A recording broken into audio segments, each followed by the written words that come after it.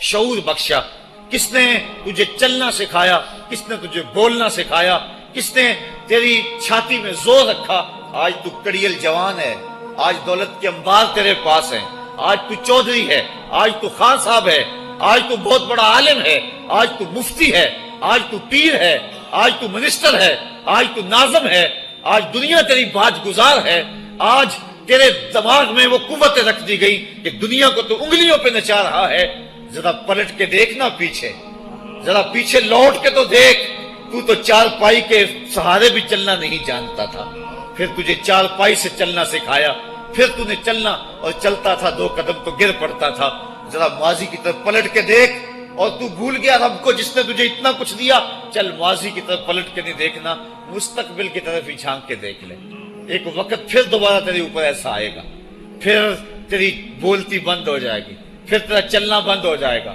چار پائی سے لگ گیا، مورے میں تکلیف ہو گئی، تو فالج زدہ ہو گیا۔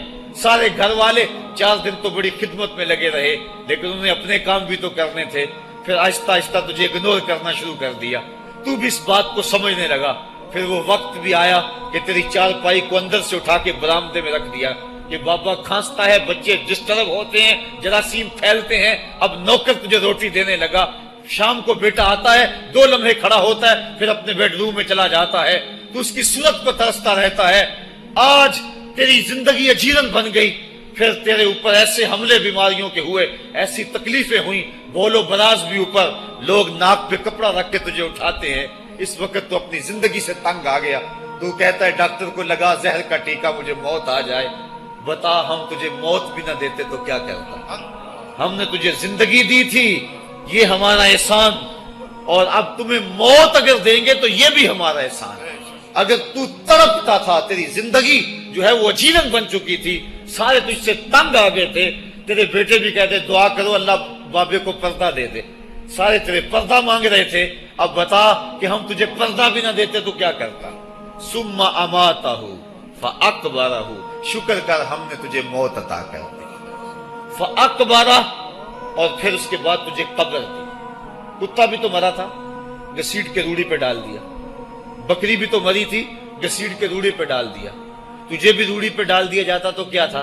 لیکن کہا نا یہ میرا شاہکار ہے، پہلے سے غسل دو، بیری کے پتے بھی ڈال لینا، صفائی خوب ہو جائے، اس کو چٹے لباس کا کفن دو، اس کے سند سند پہ خوشبو ملو، اس کو سلگھاؤ، خوشبوئیں سلگھاؤ، اس کو خوبصورت چارپائی پہ ڈالو، اس کے اعضائے سجدہ پہ مشک ملو، اور اس کی جو ہے وہ چارپائی کے دائیں بائیں پھول رکھو، اور اب سارا زمانہ تیرا منہ دیکھنے آ رہا ہے، ذرا سوچ تیرا منہ دکھانے کے قابل ہے؟ اور پھر کہا اب اس کو اٹھاؤ قبرستان میں لے چلو، زمانہ آ گیا، تو آج دولہا بنا ہوا ہے اور زمانہ تیری برات بنی ہوئی ہے، اور کہا کہ ایک آدمی نہ اٹھائیں، اس کا پروٹوکول ہے، اس کو 4 آدمی اٹھائیں، کندھا بھی بدلتے رہیں، کہا زیادہ تیز بھی نہ چلنا، میرے شاہکار کو کہیں جھٹکا نہ لگے، اور پھر تیرا پروٹوکول امام کعبہ بھی ہو تو وہ پیچھے ہے، تیری لاش آگے۔ تو نے ہمارے ساتھ کیا کیا، ہم نے تیرے ساتھ کیا سلوک کیا؟ یا ایھا الانسان ما غرک بربک الکریم، ہم نے کہا اس کے لیے چھوٹا سا گھر بنا دو، اور اس کے اندر پردے میں اس کو رکھ کے اوپر سے مٹی ڈال دو، اوپر پھول ڈال لو، اور پھر اتنی دیر تک کھڑے رہو جتنی دیر تک اونٹ کو ذبح کرتے ہیں، اس کی کھال ادھیڑتے ہیں، اس کا گوشت بناتے ہیں، پھر اس کو تقسیم کرتے ہیں، اور پھر آؤ تو دعائیں شروع کر دو، کبھی کل کی محفل سجا دو، کبھی 10ویں کی، کبھی چہلم کی۔ اے انسان، تیرے ساتھ جو کچھ ہوا لوگوں کی نظروں کے سامنے تجھے رسوا تو نہیں کیا میں نے؟ یا ایھا الانسان ما غرک بربک الکریم، ذرا پیچھے پلٹ کے دیکھ لے، نہیں تو آگے جھانک کے دیکھ لے، تجھے کبھی تو شرم آئے گی، تو کہاں بھٹک گیا، کہاں بہہ گیا۔ آ جا اس کریم رب کی طرف جو 70 ماؤں سے زیادہ پیار کرتا ہے۔ آنا تو نے ہے ہی، آج نہیں تو کل آئے گا، تو کل جو پھر کفن میں منہ چھپا چھپا کے آتا پھرے گا، آج کھلے منہ ہی آ جا۔ آج میری رحمتیں تیرا بڑھ بڑھ کے استقبال کر رہی ہیں۔ روبی بن حراش ایک بزرگ ہوئے اور تابعی ہیں، تابعی وہ تھا جس نے صحابی کو دیکھا ہو، ساری زندگی ان کے چہرے پہ مسکراہٹ نہیں آئی، وہ کہتے تھے کیا خبر میرا انجام کیا ہوگا۔ شیخ سعدی فرماتے ہیں جب تو دنیا پہ آیا تھا نا تو روتا تھا، یہ سارے ہنستے تھے، بچہ جب پیدا ہوتا ہے تو اور اس کا رونا اس کی زندگی کی دلیل ہے. جب تک بچہ چیختا نہیں سارے پریشان ہوتے ہیں، آواز نہیں آ رہی، پتہ نہیں زندہ ہے کہ جو ہے وہ گوشت کا لوتھڑا ہے. جب بچہ چیختا سارے خوش ہو جاتے ہیں، مبارکیں دیتے ہیں، مٹھائیاں بانٹتے ہیں. تو اس کا رونا اس کی زندگی پہ دلیل. شیخ سعدی فرماتے جب تو آیا تھا تو روتا تھا، یہ ہنستے تھے. ایسے زندگی گزار تو ہنستا ہوا جائے، یہ روتے رہ جائے. یہ نہ ہو کہ روتا آیا تھا روتا ہی جانا پڑے تجھے. ربی بن حراش ساری زندگی نہیں مسکرائے. فرماتے تھے کیا خبر میرا انجام کیا ہوگا. وقت بیتتا گیا، آخر میں فوت ہو گئے. ان کا بھائی ربی بن حراش غسال کو بلا لایا کہ میرے بھائی کو غسل دو. غسال جب غسل دینے کے لیے داخل ہوا تو فوراً باہر پلٹ آیا. ربی پوچھنے لگا کیا ہوا ہے. کہا یار تیرا بھائی بڑا عجیب ہے. کہا ہوا کیا ہے. کہا نحنو نغتسلہ وہو یتبسم، ہم اسے غسل دیتے ہیں وہ آگے سے مسکراتا ہے. کہا اس نے قسم کھائی تھی جب تک اپنا اچھا انجام نہیں دیکھوں گا نہیں مسکراؤں گا. اس کو امام ابو نعیم نے حلیہ میں لکھا، روز الانف کے اندر امام سہیلی نے لکھا، قاضی ایاز مالک اندلسی نے شفا میں لکھا، اور اسی کو امام جلال الدین سیوطی علیہ رحمہ نے جو ہے وہ الخصائص الکبریٰ میں لکھا. کہا یا تیرا بھائی بڑا عجیب ہے، ہم اسے غسل دیتے ہیں وہ آگے سے مسکراتا ہے. تو اس نے قسم کھائی تھی جب تک اچھا انجام نہیں دیکھوں گا نہیں مسکراؤں گا. آج اس نے اپنا اچھا انجام دیکھ لیا تبھی تو مسکرا رہا ہے. 12 لوگوں کے 2 گروہ بن گئے. ایک کہنے لگے کہ یار یہ ویسے گڑی ہوئی بات ہے، بلا کوئی بندہ مرنے کے بعد بھی مسکرا سکتا ہے. ایک گروہ کہتا ہے یار بندہ بڑا اچھا تھا، ہو سکتا ہے کہ مرنے کے بعد مسکرایا ہو. زندگی تو اس نے دکھ سے گزاری لیکن بعد میں تو سکھ ملا ہوگا. اتنے میں انہیں غسل دے دیا گیا اور لوگ اکٹھے ہو کے ان کے گھر آ گئے. انہیں کفن دے کے پٹڑے پہ ڈال دیا گیا. ربی بن حراش نے جب لوگ باتیں کر رہے تھے، کوئی کہہ رہا تھا صحیح ہے کوئی کہتا ہے غلط تھا، تو اس نے کفن سے ہاتھ باہر نکالا اور لوگوں کو کہا السلام علیکم. لوگوں نے کہا وعلیکم السلام اتتکلم بعد الموت. عجیب بات ہے، مرنے کے بعد باتیں کر رہے ہو. قال نعم اتکلم بعد الموت. کہا ہاں ہاں میں مرنے کے بعد ہی باتیں کر رہا ہوں. عرش فرش تے بانگا ملیاں تے مکے پہ گیا شور. بلے شاہ سا مرنا نہیں تے گور پیا کوئی ہور. فَلَنُحْيِيَنَّهُ حَيَاتًا طَيِّبَةً، ان کو حیات طیبہ بخش دی جاتی ہے جو اللہ کے نام پہ اپنی زندگی گزار دیتے ہیں. میرا رب کہتا ہے کہ میں ان کو مرنے نہیں دیتا، ان کو ستھری اور پاکیزہ زندگی دیتا ہوں. اور اقبال کہتا ہے فطرت ہستی شہید آرزو رہتی نہ ہو، خوب تر پیکر کی اس کو جستجو رہتی نہ ہو. موت کو سمجھا ہے غافل اختتام زندگی، یہ ہے شام زندگی صبح دوام زندگی. تو کہا ہاں ہاں مرنے کے بعد باتیں کیا ہوں. لوگوں نے کہا بتا پھر تیرے رب نے تیرے ساتھ سلوک کیا کیا. تو ربی جو فوت ہو چکا ہے کہتا ہے استقبلنی ربی غیر غضبان واستقبلنی بروح و ریحان. کیا پوچھتے ہو، اس کے قدرت والے چہرے پہ کوئی غصہ نہیں تھا. اس نے روح و ریحان کے پھولوں کے ہار میرے گلے میں ڈالے. لوگوں نے باتیں پوچھنا شروع کر دی. موقع مل گیا ایک مردہ بول پڑا، کوئی ادھر کی پوچھ رہا ہے کوئی ادھر کی پوچھ رہا ہے. امام ابو نعیم لکھتے ہیں کہ جب لوگوں نے سلسلہ کلام طویل کر دیا تو ربی بن حراش نے کہا اجلوا بی ولا تؤخروا بی لان ابا القاسم ينتظر علی الصلاۃ. دیر نہ کرو، مجھے جلدی جلدی قبرستان میں لے جاؤ، تم مجھے باتوں میں لگا رہے ہو. امام الانبیاء میرے جنازے کا انتظار فرما رہے ہیں. لوگوں نے جنازہ پڑھا اور اپنے گھروں میں آنے کی بجائے سیدھا ام المومنین حضرت عائشہ صدیقہ رضی اللہ تعالی عنہا کی چوکھٹ پہ چلے گئے اور جا کے سارا ماجرا کہا. وہ ابھی باقاعد حیات تھی. کہا ایک آدمی نے مرنے کے بعد یوں باتیں کی ہیں، آپ اپنی رائے بتائیں کہ یہ کیا ہو سکتا ہے. تو ام المومنین رضی اللہ تعالی عنہا نے فرمایا تم کیوں پریشان ہو گئے ہو، میرے سرتاج آقا فرما گئے ہیں کانا رجل من امتی یتکلم بعد الموت. میری امت میں ایسے مرد بھی ہوں گے جو مرنے کے بعد باتیں کیا کریں. تو وہ لوگ جنہوں نے اپنی زندگی اللہ کے نام لگا دی اور اس کے ذکر کے نام لگا دی، وہ مرنے کے بعد بھی ابدی اور سرمدی زندگی پاتے ہیں. اور جو لوگ اللہ سے بے بہرہ ہیں، اس کی خشیت سے جن کا سینہ خالی ہے اور دین کا چراغاں جن کے سینے میں نہیں ہے، وہ چلتے پھرتے بھی مردہ ہیں. ان کے سینے میں دھڑکتا ہوا دل تو ہے لیکن تمانیت کا نور اس میں نہیں رکھتے ہیں. وہ دھرتی کے اوپر چلتے تو ہیں لیکن دھرتی کا بوجھ ہیں. لیکن یہ لوگ وہ دھرتی کی چھاتی میں ہیں لیکن دھرتی کا وقار ہے. ان کی قبروں سے بھی زندگی پھوٹ رہی ہے اور ضیائیں پھوٹ رہی ہیں. میں جب بھی کبھی لاہور گیا ہوں تو ایک منظر مجھے اپنی طرف کھینچتا ہے. جب میں دریائے راوی کے اس پار ہوتا ہوں تو میں ایک قبر دیکھتا ہوں جس پہ حسرتیں برس رہی ہیں. وہ بر صغیر کا مطلق العنان حکمران جس کی کے اشارہ ابرو سے ہندوستان کی تقدیر بدلتی تھی، آج چند تاش کھیلنے والی ٹولیاں اس کی قبر پہ بیٹھی ہیں. اس کی محبوب بیوی جو بادشاہ کے پیچھے بیٹھتی تھی اور پردہ پیچھے لٹک رہا ہوتا، بادشاہ کا کوئی فیصلہ اسے ناگوار ہوتا، پیچھے سے وہ کمر ٹھونکتی، بادشاہ فیصلے بدل لیتا.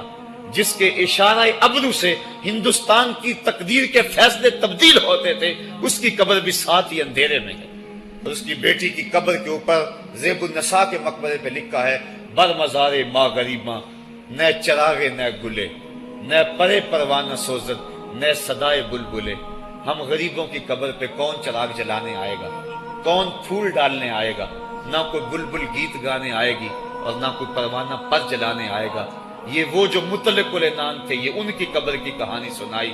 اور جب میں دریائے راوی کا کنارہ پار کرتا ہوں تو ایک لوح مزار وہ بھی ہے جہاں جلی حروف میں لکھا ہے: گنج بخشے فیض عالم، مظہر نور خدا، ناکساں پیر کامل، کامراں را رہنما. جب زندگی ایک طرح کی نہیں ہوتی تو پھر موت بھی ایک طرح کی نہیں ہوتی. جب دنیا پہ رہنے والے لوگ ایک طرح سے زندگی نہیں گزارتے تو ان کی برزخ بھی ایک طرح کی نہیں ہوتی. تو یہ ہیں وہ لوگ جن کی قبروں پہ آج بھی چراغاں ہیں، جن کے نام کا آج بھی تنتنا ہے. 1000 سال گزر گئے، ان کی نسبی اولاد تو کوئی نہیں ہے، انہوں نے تو شادی بھی نہیں کی تھی، لیکن اس کے باوجود دن کو چلے جاؤ، کڑکتی دوپہر کو چلے جاؤ، برستی بارش میں چلے جاؤ، لمبی رات کی تنہائی میں چلے جاؤ، موسم کی کسی بھی شدت میں چلے جاؤ، حکومتوں کے بدلتے ہوئے ماحول، مارشل لاؤ کی کیفیتیں، جس دور جس حالت میں مرضی جاؤ، آپ کو وہاں میلہ نظر آئے گا، وہاں ہجوم عاشقہ نظر آئے گا. ارے میں گسارو سویرے سویرے، خرابات کے گرد پھیرے بپھیرے، کبھی اس طرف بھی گزر کر تو دیکھو، بڑی رونقیں ہیں فقیروں کے ڈیرے. تو وہ لوگ جنہوں نے اپنی زندگی اپنے مالک کے نام گزاری، وہی زندہ ہیں، وہی سرمدی اور ابدی زندگی پائے ہوئے ہیں. صاحبو، اب میرے اور آپ کے پاس سانسوں کا موقع موجود ہے، ورنہ یہ سانسیں تیزی کے ساتھ پگھل رہی ہیں. میں کل امام راضی کو پڑھ رہا تھا، وہ کہتے ہیں، ایک بزرگ فرماتے ہیں مجھے سمجھ نہیں آ رہی تھی ان الانسان لفی خسر کی، کہ بے شک انسان گھاٹے میں ہے.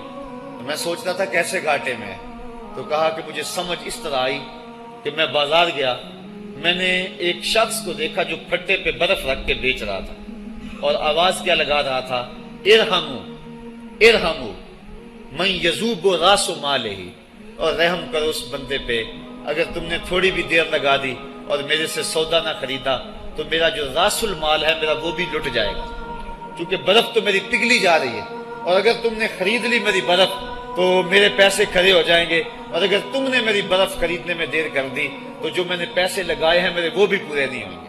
تو وہ کہہ رہا تھا ارحمو من یذوب راس مالہ.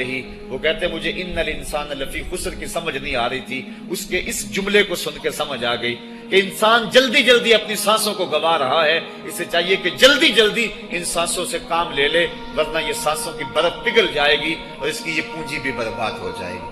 تو صاحبو، میں اور آپ لمحہ لمحہ موت کے قریب ہو رہے ہیں، لمحہ لمحہ موت کے قریب ہو گئے.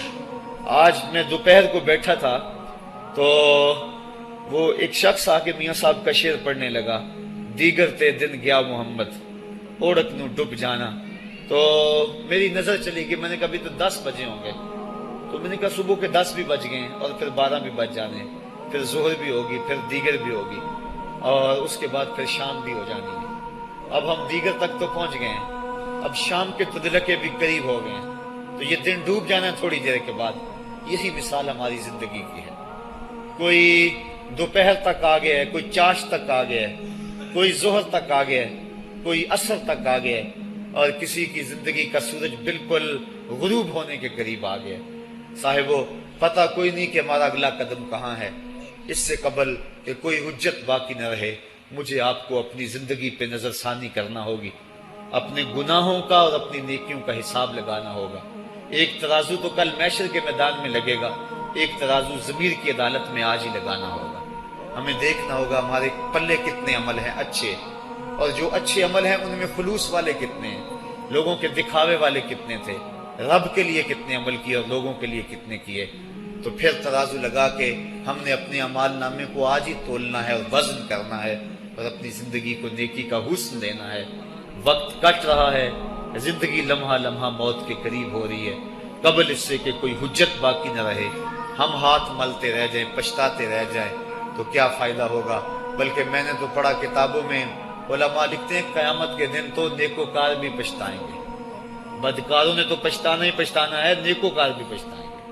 بدکار تو اس لیے پچھتائیں گے انہوں نے اتنے گناہ کیوں کیے، تو نیکوکار کیوں پچھتائیں گے؟ جب وہ اپنے اچھے اعمال کی جزا دیکھیں گے تو وہ پچھتائیں گے، ہائے جو چند لمحے ضائع ہو گئے وہ بھی کیوں ضائع ہو گئے، وہ بھی میں نے کیوں برباد کر دیے، وہ بھی اس راستے پہ ڈالے ہوئے ہوتے. تو آج مجھے آپ کو موقع ہے، دیکھیں قبریں کتنی، قبریں جو ہیں وہ ہمارے کتنے ملنے والے، ذرا نظر دوڑائیں نا. آج ہم کتنوں کو کندھوں پہ اٹھا کے قبرستان چھوڑ آئے ہیں.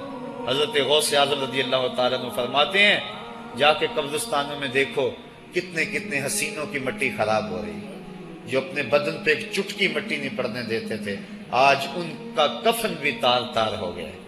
جو اپنے کلف لگے کاٹن کو سلوٹ نہیں آنے دیتے تھے آج ان کے کفن بھی ٹوٹ گئے ہیں اور ہڈیوں کے جوڑ جوڑ الگ ہو گئے.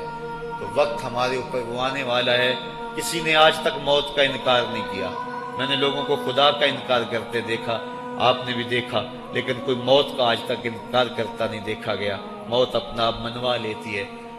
میں اور آپ موت کے بتدریج قریب ہو رہے ہیں. ہمارا اٹھنے والا ہر قدم ہمیں موت کے قریب کر رہا ہے. تو قبل اس سے کہ وہ وقت آ جائے اور کوئی حجت باقی نہ رہے اور ہم ہاتھ ملتے رہ جائیں. وقت پر کافی ہے ایک قطرہ بھی آب خوش ہنگام کا. جل گیا جب کھیت برسا می تو پھر کس کام کا، پھر تو پچھتاوا ہی ہوگا. آج ہم پچھتا لیں تاکہ زندگی میں حسن نیکی کا آ جائے. یہ میری آپ سے درد مندانہ اپیل ہے، گزارش ہے، اور میری آپ سے التماس ہے کہ یہ تھوڑی سی زندگی اللہ نے جو مجھے اور آپ کو ودیعت کی ہے، یہ بڑا تھوڑا سا عرصہ ہے، تھوڑا سا موقع ہے. یہ دنیا بوائی کا موسم ہے، آخرت کٹائی کا موسم ہے. جو بوائی کے موسم کو برباد کر بیٹھا ہے، کٹائی کے موسم میں اس کے ہاتھ کچھ نہیں لگتا. تو آج تخم عمل ڈال لیں. آج ایک بیج ڈالیں گے کل 70 کاٹ لیں گے. لیکن اگر آج کچھ نہ کیا، اپنی سانسیں برف کی طرح پگھلا دیں، تو یہ اس شخص کی طرح ہے جو پھٹے پہ رکھ کے برف کہہ رہا ہے کہ میرے اوپر رحم کرو. اگر تم نے میرے سے برف نہ خریدی تو میرا راس المال بھی لٹ جائے گا. ہمارا راس المال سانسوں کی صورت میں لٹ رہا ہے. اللہ مجھے آپ کو اپنی رحمتوں کا حصار عطا فرمائے. وآخر دعوانا ان الحمد للہ رب العالمین.